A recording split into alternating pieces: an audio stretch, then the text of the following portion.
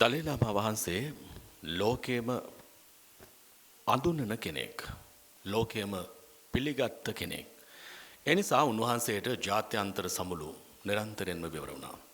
එනිසා උන්වහන්සේට ලෝකයේ බොහෝ රටවල දොර විවර වුණා. උන්වහන්සේට බොහෝ තැන්හි ඇහුම්කන් දීමක් තිබුණා. එනිසා ලෝකයේටම මනුෂ්‍යත්වයේ පිළිබඳ පණිවිඩය මමුලින් සඳහන් කළ බුදුදහම හා සම්බන්ධ සැබෑ හරයාත්මක වටිනාකම් අරගෙන යන්න පුදුමාකාර ශක්තියක් තිබුණා. ඒ නිසා ලෝක වන්දනාවට පාත්‍ර වුණු උත්තමයෙක් වෙනුවෙන් අද මේ පෙළ ගැසීම. ඒ වෙනුවෙන් මේ සමුළුවේ හඳුන්වා දීමේ දේශනය පවත්වන්න මා බොහොම ගෞරවයෙන් ආරාධනා කරනවා. ජාත්‍යන්තර බෞද්ධ මහා සම්මේලනයේ නියෝජ්‍ය මහලේකම් ඒ වගේම බෞද්ධ සහෝදරත්ව පදනමේ සභාපති ආචාර්ය දමෙන්ද පෝරගේ මහත්මයාණෙනි ඔබතුමන්ට. Like Chaminda said, today we pay a tribute to His Holiness the Dalai Lama's commitment to humanity. To give an introduction to today's symposium, I'd like to respectfully invite Mr. Dr. Damenda Porage, the chairman of the Foundation for Buddhist Brotherhood and also the Deputy Secretary General of the International Buddhist Confederation of New Delhi.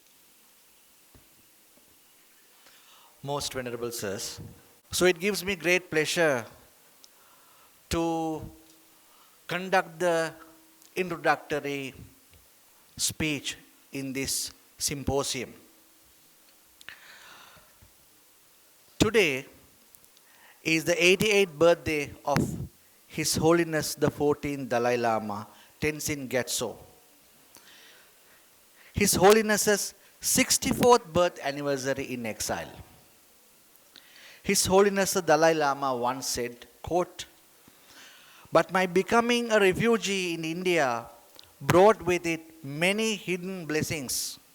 For one, the moment I was able to cross over from Tibet to India on the 31st of March 1959, I realized the value of freedom.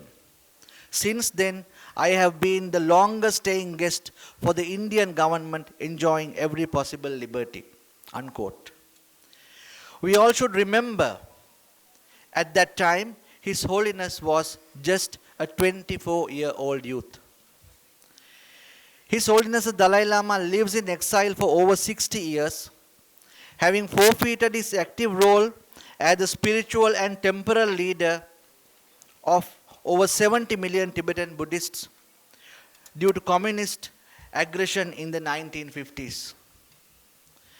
But he reflects the inimitable character of a divine presence on earth, not losing his composure, his sense of humor, altruistic tendencies, simple childlike nature, and relentless hard work towards his global and national commitments. Today, he is celebrating his 88th birthday, and what he has achieved on a global level over the period of his exile would need many pages of history to record. His commitments to global peace, the relevance and the importance of Buddhist teachings to the contemporary world, individual peace and happiness, the health of planet Earth, justice for the Tibetan people, the importance of education and reconciliation between Buddhism and science.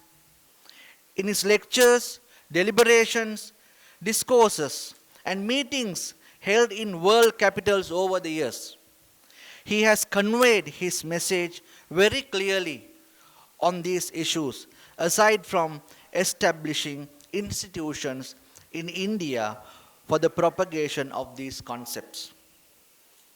His simple childlike nature and the capacity of laugh aloud without any trace of concern or worry while engaged in grave global issues and threats.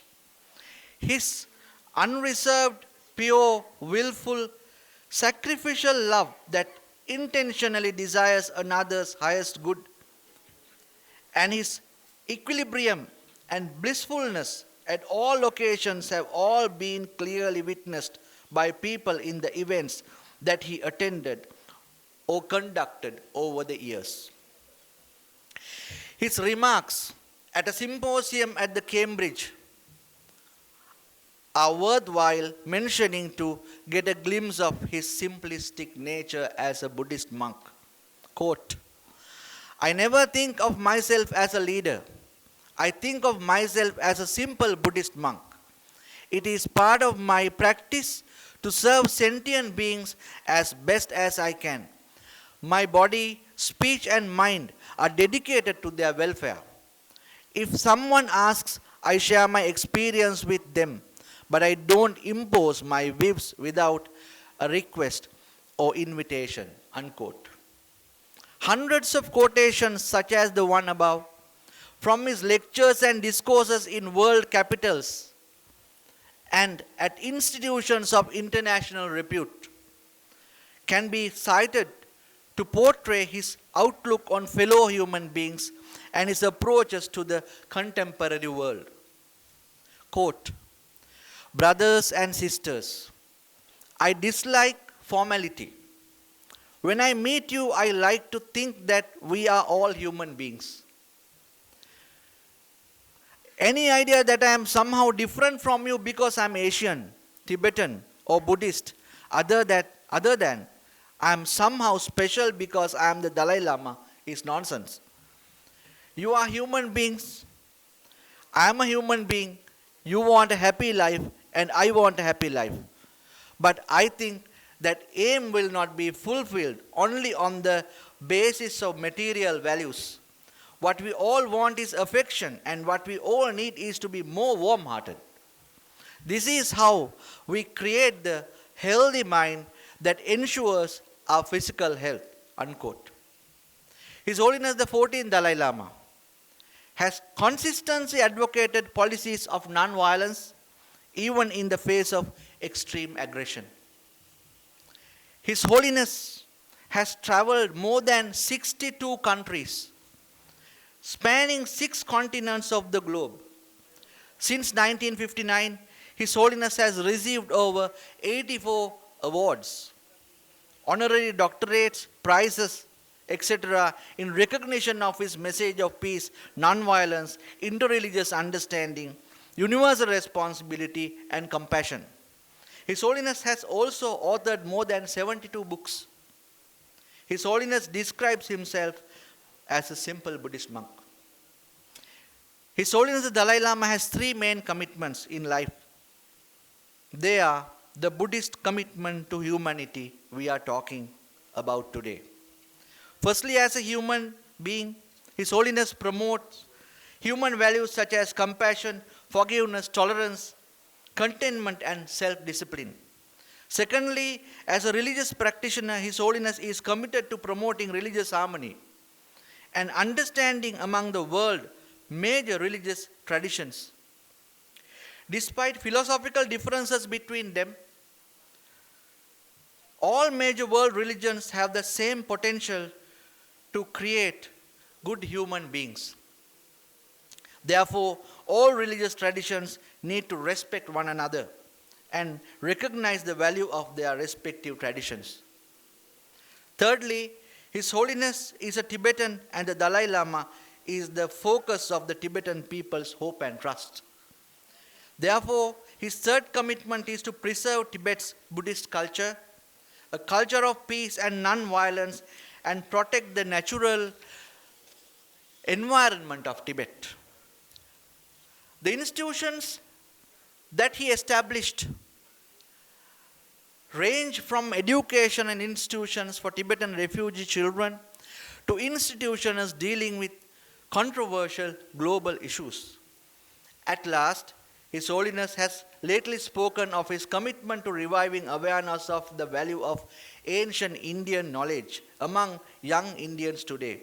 His Holiness is convinced that rich ancient Indian understanding of the workings of the mind and emotions and mental training, such as meditation, are of great relevance today. He is confident that ancient Indian knowledge can be combined with modern education. As one of the most revered spiritual leaders, the 14th Dalai Lama is an icon who advocates democracy and freedom not only for his country, but also for the whole world. He is a role model to everyone who wishes to see positive differences in the world. May all sentient beings and celestial beings of the universe be happy. Thank you.